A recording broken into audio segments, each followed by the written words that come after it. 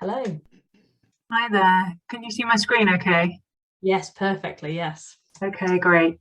Let's just move you out of the way. Okay, so I'm going to talk about an event that we ran just before COVID happened. This is a picture of our church, which is on the east coast of Norfolk. We're in a small village called Ormsby, and we are a silver eco church. And we ran an event called A Conversation About Climate Change with our local community.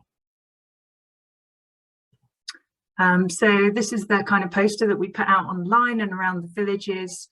Like many of the speakers tonight, we ran this event in partnership with lots of other organisations, and we're a small church, so we can't do it all by ourselves. So I think that's a key learning point from this evening.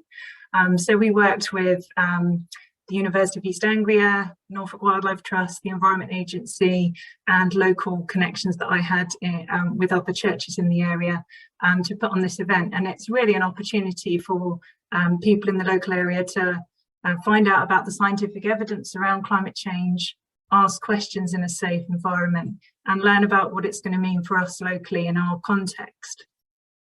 I thought I'd put this quote on from Catherine Hayhoe. I'm sure many of you are aware of Catherine. She's a climate scientist from originally from Canada, working in the States, and she's an excellent communicator. And she's done a lot of research about the best ways to talk to people about climate change.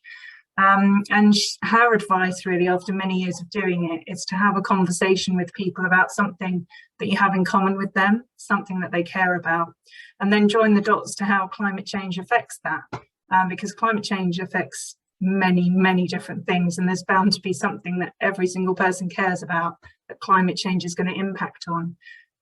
So she really just encourages you to start talking to people about climate change, and that's what we wanted to do through this event. So a little bit of context: our village, Ormsby, is nestled between the Norfolk Broads National Park and the North Sea. So we're on the front line of climate change in our area. We've got kind of houses falling in the sea near where we live, with big storms that happen.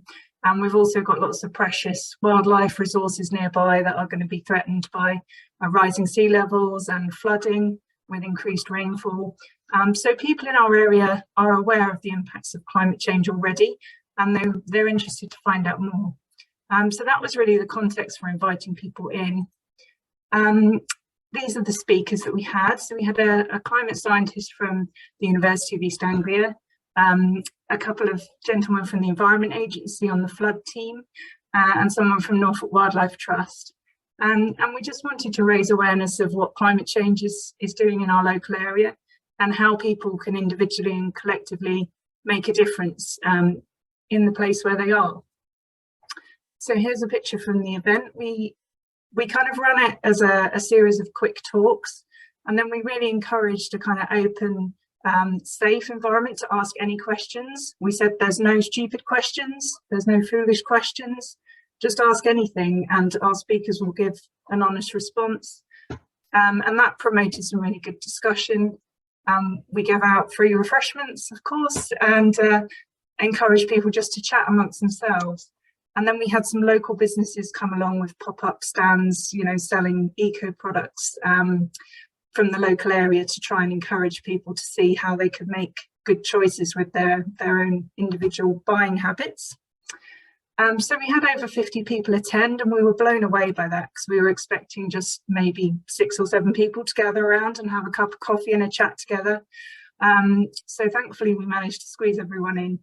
And that was really a range of people from the local village, local church leaders that we invited along, and parish councillors and borough councillors were really keen to come along. And the speakers themselves are very pleased that we were kind of offering this opportunity. It fits their criteria, and they kind of have targets to go and do a certain number of community events, so they're often very pleased to come along. So at the end, we kind of did this follow-up questionnaire to people, and we encouraged them to kind of, one of the questions was, are you going to make a change to your lifestyle as a result of this event? And you can see the majority of people said yes, so that was encouraging. And then we asked them what changes they're going to make as a result of the conversations we had. So these are just some of the things around kind of buying less, eating less meat, using less plastic, start talking about climate change, which was a good one. So I think, you know, and the other great outcome of this event is that we connected people up together. People in the local area who are interested in these issues now know who other people are, and they don't feel like they're the only ones. So a lot of people have got involved in local initiatives. Kind of this was a springboard to more community action. So I'd encourage you to think about doing something similar. That's brilliant to hear. Thank you so much, Hannah. Does anyone have